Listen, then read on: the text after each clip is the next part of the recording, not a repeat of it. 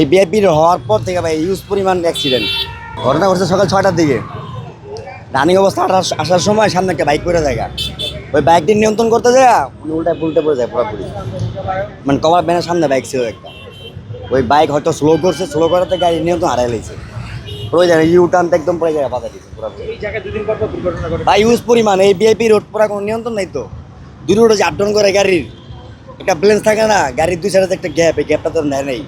এমন একটা গাড়ি এলে এমন গাড়ি গেলে গ্যাপ থাকে না, ওই জায়গায় মুখোমুখি বাড়ি খায়। One parcel, more ways to send. Pathao parcel has expanded. Explore the new parcel. এই বিআইপির হওয়ার পর থেকে ভাই ইউজ পরিমাণ অ্যাক্সিডেন্ট।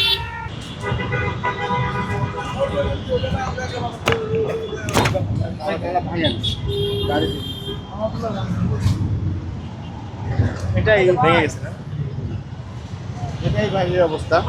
আসলে গাড়িতে একদম লোড মাল আছে, আমরা এনিহাউ মালামাল সরাতে গেলে হয়তো বা ব্যবসায়িক ক্ষতিগ্রস্ত হবে কিংবা স্থানীয়ভাবে মালামালগুলো বুঝে পাবে না, যার কারণে আমরা ওয়েট করতেছি।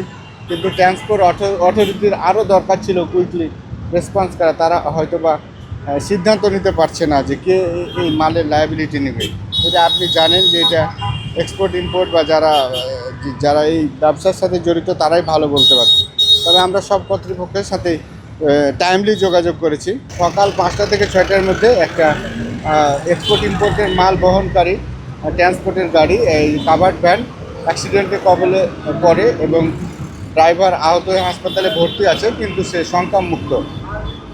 এই গাড়িতে আসলে 12 টন তুলা জাতীয় কাঁচামাল রয়েছে, অত্যন্ত দামি কাঁচামাল, যার কারণে এবং গাড়িটার ওজনও প্রায় 6 টনের উপরে, যার কারণে এই এই এই 18 টন মাল আমাদের যে 18 রাজারবাগের র্যাকার এবং আমাদের ডিভিশনের র্যাকার, এই গাড়িটা ক্যাপাসিটি অনেক বিয়ন্ড ক্যাপাসিটি, যার কারণে আমাদের সরাতে সমস্যা হয়। কিন্তু আপনি জানেন যে আমাদের উত্তর রাজ্যে ঢাকা ময়মনসিংহ মহাসড়ক, ভিতরে 2টা বিআরটিএ লেন, তার বাইরে আরও 2টা করে 4টা লেন এবং সার্ভিস লেন, যার কারণে দেখতে পাচ্ছেন যে ঢাকা ইনকামিং আউটগোয়িং স্বাভাবিক আছে।